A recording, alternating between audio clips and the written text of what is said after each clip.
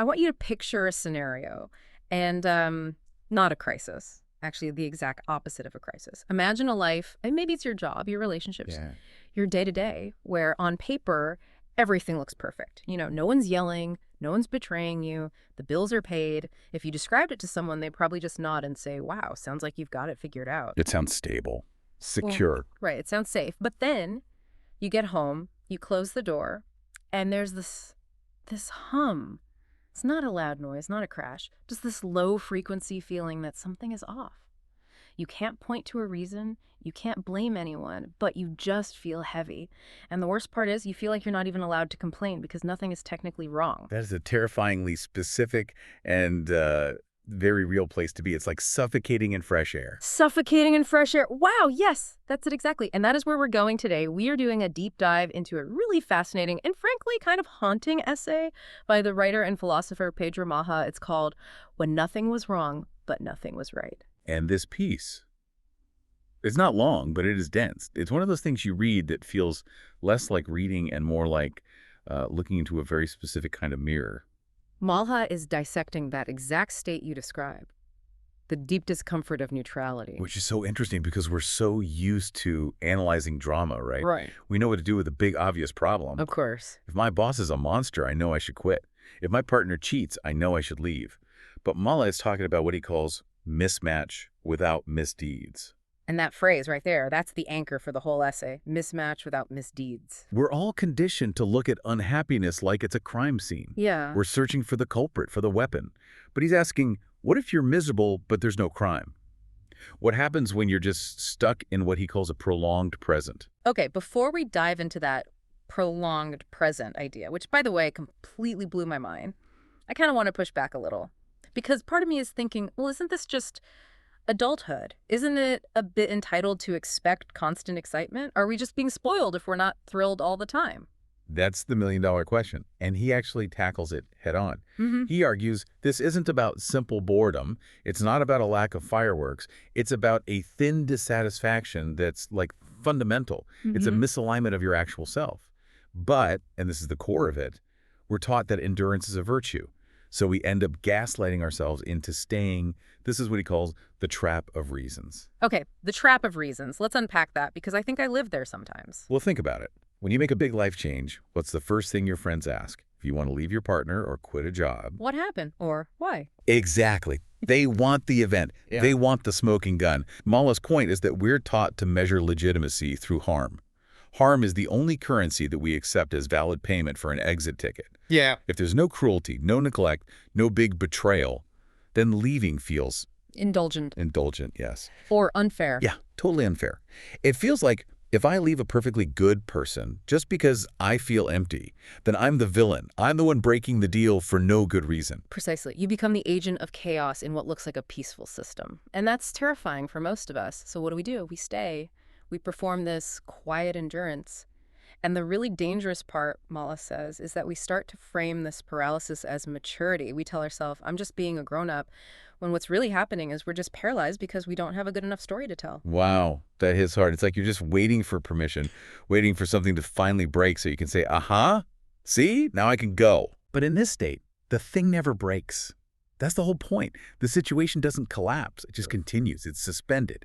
And with no narrative, no climax of conflict, there's no natural exit ramp. You're just waiting. And while you're waiting, you're changing, and not for the better. This gets us to the part of his essay about the erosion of the self. There is a line in here that honestly made me just stop reading and stare at the wall for a minute. He writes, "One learns to want less without formally renouncing desire." It's a devastating line. It's so tragic. It's not a big declaration like, I hereby give up on joy. It's just a slow leak. It's the boiling frog analogy, but with a twist. The frog doesn't just die. The frog forgets it was ever meant to jump. Mala calls it making small recalibrations of expectation. You just slowly, quietly lower the ceiling of what you think is possible for your life. You start to mistake relief for happiness. Can you give an example of what that actually looks like? Sure. Think about that perfect on-paper relationship. You get home, you have a nice dinner, you watch a show, you go to bed. Nothing bad happens. You're safe. Over time, you can start telling yourself that safety is connection. You think, well, we didn't fight, so we must be close. You start to treat the absence of pain as the presence of pleasure. Nothing hurts, so everything must be okay. Exactly. But Mala would argue that's a kind of spiritual death. You're technically safe, yes, but are you alive? You're preserving the container of your life by slowly hollowing out the person inside it, which is you. That reminds me of a job I had in my 20s. It was fine, the people were nice, but I felt my brain turning into soup. And I stayed way too long because I couldn't explain why I wanted to leave. I just felt guilty. You should be grateful for this. And that's the classic prolonged present Mala describes. He says time in this state isn't hope. Hope points forward. It has a direction. This is just accumulation. You're not moving toward a future. You're just piling up more todays. It's a neutral waiting. Neutral waiting, just treading water until... Until you run out of time. That's the real tragedy. But there's another layer here, and I think it's maybe the most painful part of the whole piece. We have to talk about the asymmetry. Yes.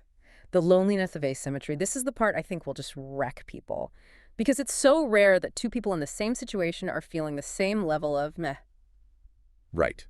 Very rarely. Usually in these scenarios, one person is actually fine, genuinely content. For them, this neutrality feels like stability. They feel seen. They feel met. And the other person is quietly dying inside. Correct.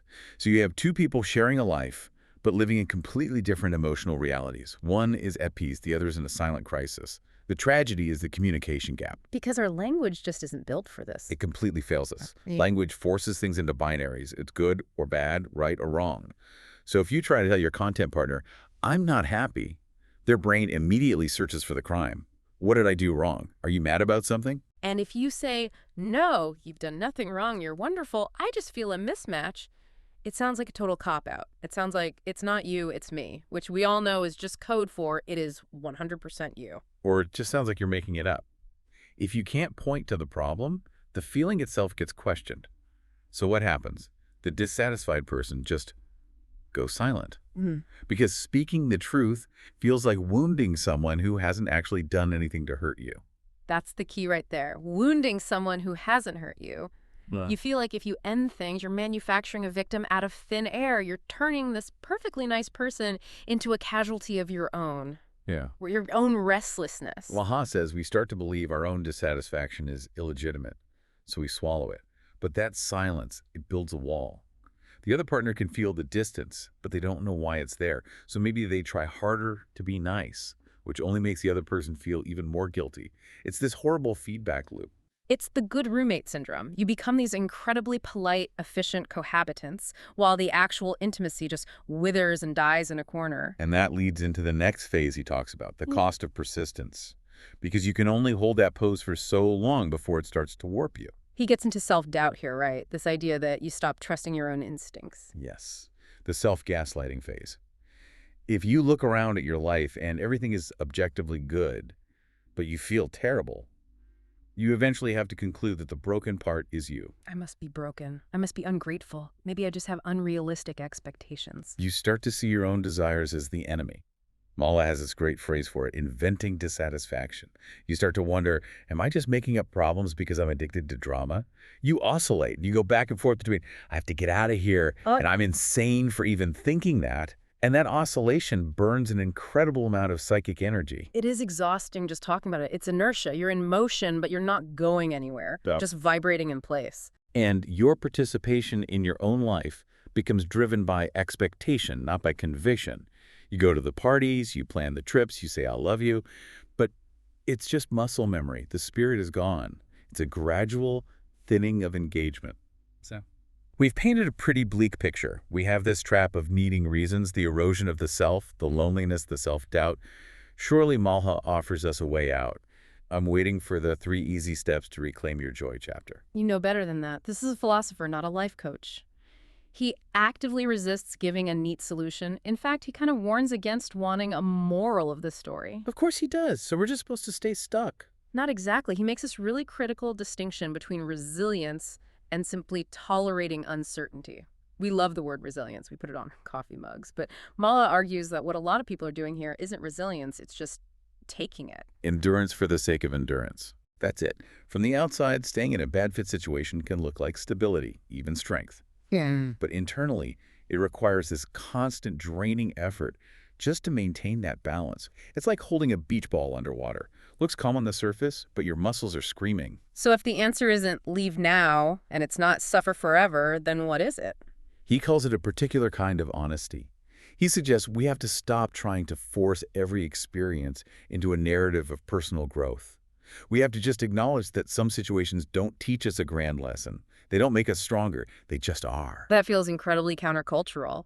We want every struggle to have a payoff. I suffered, but look what I learned. The Maha is saying, no, sometimes you just suffer. And the first step toward any kind of real movement is just admitting fit matters even when nothing has gone wrong. Fit matters even when nothing has gone wrong. Oh. That feels like the bumper sticker for this whole deep dive. It sounds so simple, but think about how radical that is.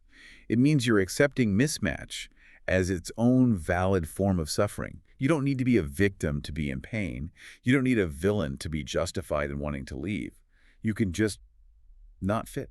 It's giving yourself permission to trust that hum, to validate the feeling without needing a folder full of evidence to back it up. Exactly. Yeah. And naming it doesn't magically solve it. He's not telling you pack a bag tonight. But by recognizing it as mismatch without misdeeds, you stop fighting yourself. You stop searching for a crime that was never committed. And when you stop looking for the crime, you can finally start looking at the reality. You know, as we're talking, I can't stop thinking about the sunk cost fallacy. We put 5, 10 years into something, and because it isn't broken, we feel like we have to just keep going. But Malha is saying the cost isn't just the time you spent. The cost is your aliveness. Your aliveness. Yeah. And you can't ever earn that back. This is a lot. I feel like there are people listening to this right now who are having a very uncomfortable moment of recognition. It's the recognition that you might be the architect of your own waiting room. That is a haunting thought. It is, but there's a flicker of hope in it, too. Because if you built the room, you also hold the key to the door. The door isn't actually locked. You just think it is because no one has given you official permission to leave. You're waiting for the fire alarm, but the building's not on fire. It's just empty. Right. And you have to decide if empty's enough. Okay, let's wrap this up. We've journeyed through this strange land where nothing is wrong, but nothing feels right. We've seen the trap of reasons, the cost of persistence. We've learned that not bad is not the same thing as good. And we've learned that fit is a legitimate human need, not an indulgence. I want to leave everyone with a final thought to really chew on from all this. We spend so much of our lives waiting for external permission to change. We wait for the big fight, the crisis, the dramatic breakdown. We use harm as the only valid visa to exit a situation. We treat suffering as the only proof we need to make a change. So here's the question. If you took harm out of the equation completely, if you didn't need a tragedy to justify making a different choice, how many of your current situations would you still choose? If you didn't have to explain yourself to anyone, would you still be in that job, in that relationship, in that city? Are you staying because it's right for you? Or Or are you only staying because you can't prove that it's wrong? that right there is the difference between living a life and sitting in a waiting room. Thank you for joining us on this deep dive. I know it's not an easy topic, but I think it's an incredibly important one. Thanks for having me. The conversation worth having. Take care of yourselves out there, and maybe listen for the hum. We'll see you next time.